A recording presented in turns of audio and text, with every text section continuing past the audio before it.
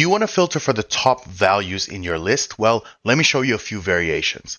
So say I have all the product names here and I have total sales. By the way, this data set is available in the description below if you want to follow along. Now in here, I've got a heap of products. If I scroll down, there's literally thousands of them. And I want to filter for the top 10. Well, firstly, as sort of like a quality check, I'm going to sort these immediately, just using these two buttons, and it's probably going to be the second one. So we're going to go from highest to lowest, and you can see all the items in here. To get the top 10, for example, let's say it's probably about there, somewhere like that. Here's how you do it. The mistake people make is they are filtering the top using the measure, and they can never figure out where it is. And that's because it's not in the measure, it's in the dimension. So if I bring product name from here into the filters, you're going to see that filtering function. So product name into filters. And here on the right, you're going to see top.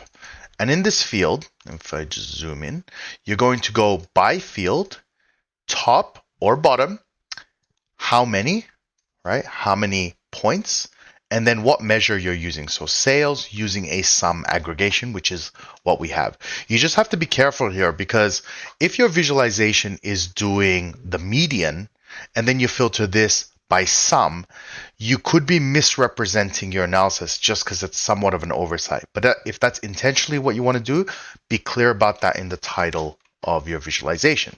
So here we're going to go by field, top, 10. Did we say 10? Yeah, we did say that. 10. So we got sales here and sum. So we simply go OK. And what you'll see is now you have the top 10 items in that product list. Super simple. When the data set refreshes, let's say this is a transaction-based data set, and some of these are now have moved rank, when you load the data set again, or if it's in Tableau Cloud, it will adjust itself. So it's a dynamic filter, and you don't have to come back in and hit refresh on the filter. Tableau handles that for you.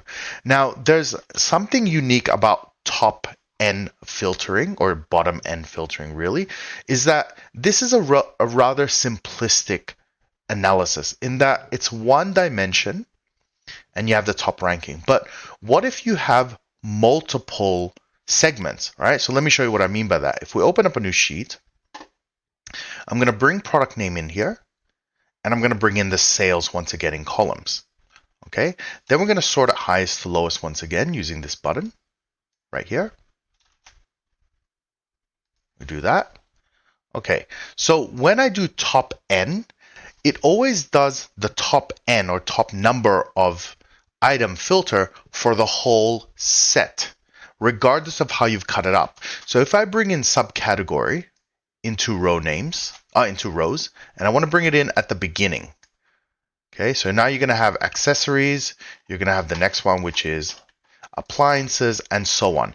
If I do that same method, bringing product name into filters and do top 10, it's doing top 10 globally for the whole set, but I want top 10 for each of them. Okay, here's how you do it. It's a little bit of a different method.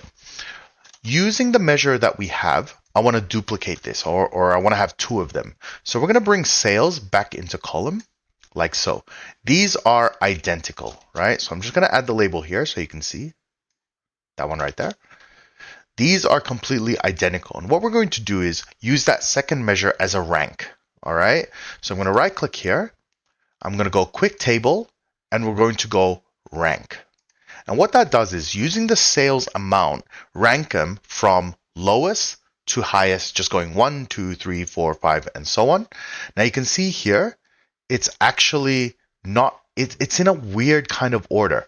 And that is because it's applying the rank function globally. We want it by subcategory.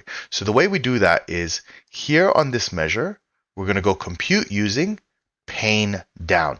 And pane just means that particular box, that section. Okay, so pane down, and you'll see the numbers change. It is now going 1, 2, 3 sequentially. There you go. All the way to the end. And what you'll see is when we go from accessories into appliances now, it starts again. So now what we can do is we can use this function to rank to filter top 10.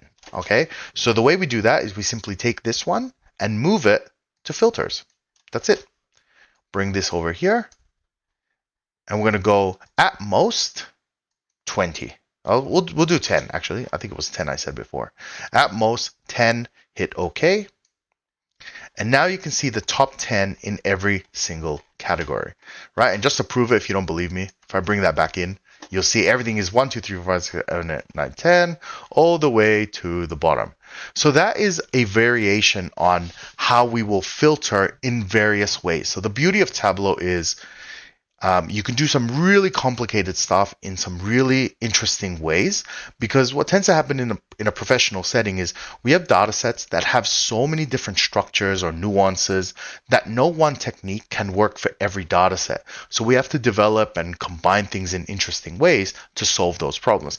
That's what you get paid for as a professional analyst. By the way, I teach all of this in detail on my website, Jellyman Education. It's in the description below. If you enjoyed this video, thumbs up. Otherwise, I will see you at the next video. Bye.